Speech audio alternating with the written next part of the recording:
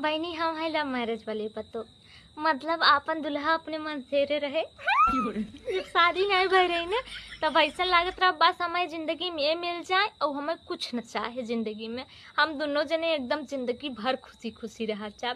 अब शादी के बाद ऐसा लागत ही जिंदगी ही न चाहे।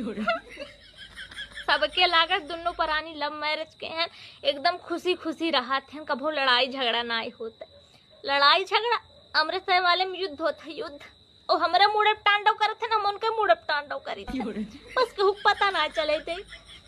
अमृतसर की लड़ाई झगड़ा में ना पास्ट फ्यूचर प्रेजेंट कुल आ जाता है।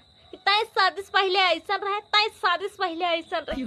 और अरेंज मैरिज वाले का है, अरेंज मैरिज वाले खाली प्रेजेंट पे लड़ाते हैं।